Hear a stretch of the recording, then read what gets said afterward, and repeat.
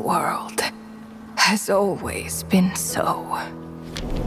Life abides no reason, for none are born by their own consent.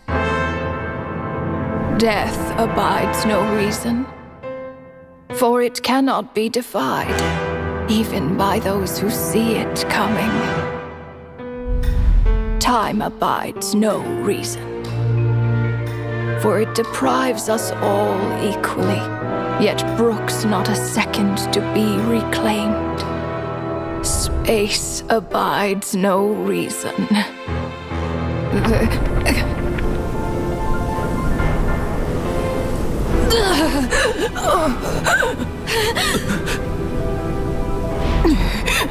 The ruler of space stopped the golden-haired twin travelers and mercilessly tore them apart.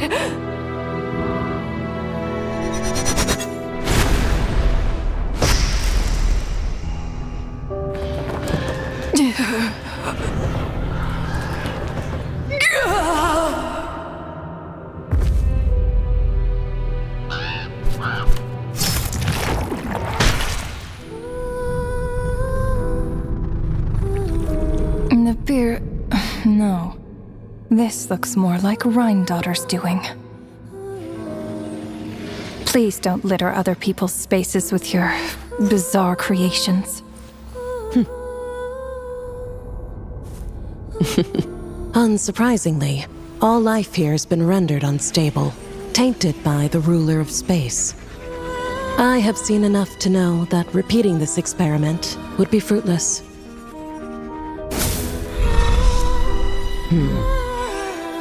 You seem to wield my power as if it were nothing but a plaything for your amusement. Although merging with you has stripped me of agency, I shall still continue to voice my disapproval. My dear Rhindaughter. You have my respect, Nibirius. Your nagging is one of the only things that can get under my skin.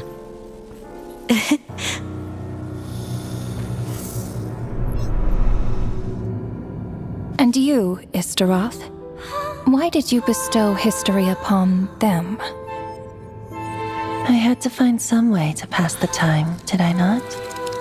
After all, it's clear that Asmodee is not here. Well, perhaps you could share your input a little earlier next time. But you're right, there's no trace of Asmodee here. Where has she gone? Anyway, it's time I put this space out of its misery.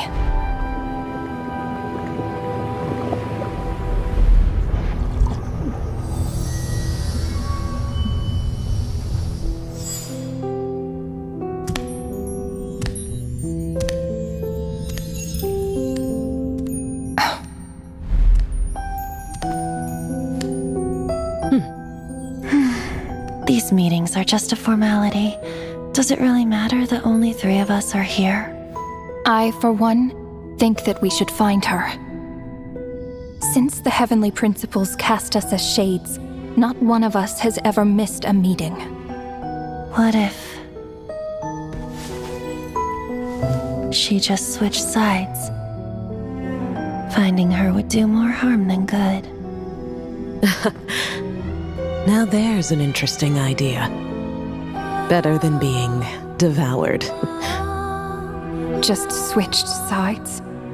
You make it sound like such a trivial affair. We are shades, shadows of the heavenly principles. It's unthinkable. Unless she loves her new master more than her own self.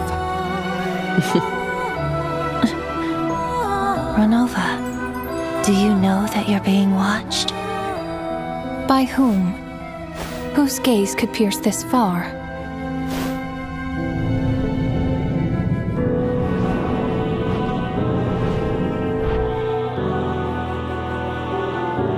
I remember those eyes.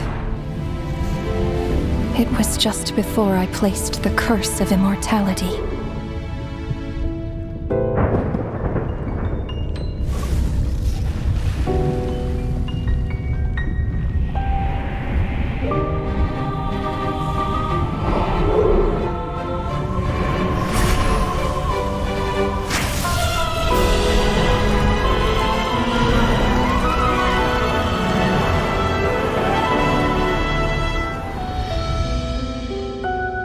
Ah, yes.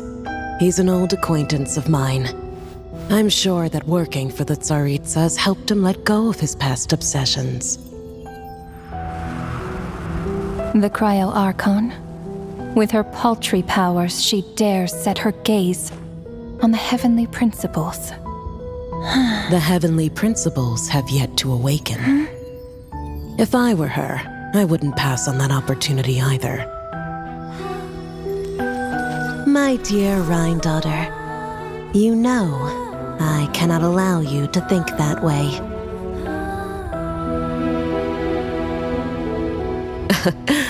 It was purely hypothetical, Nibirius. For lack of a direct order, I say it's time we intervened.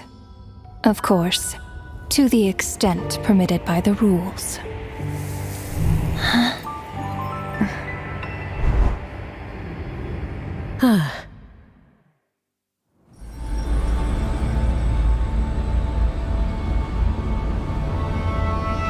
The gaze of the gods has always been considered a blessing. Hence the origin and meaning of visions. People have always yearned for the gaze of the gods. And yet, it is said that when mortals look directly upon the gods, they invite their wrath and retribution. And what of it? Lives will be lost, a nation brought to ruins. So be it. It is nothing I have not endured before. I already know the price of gazing upon the gods. So tell me, what is the price of killing a god? The god stays silent, as if the thought had never once crossed his mind. To all those who dare not look up to the heavens, Her Majesty the Tsaritsa says this. Behold. Even the gods have their limits.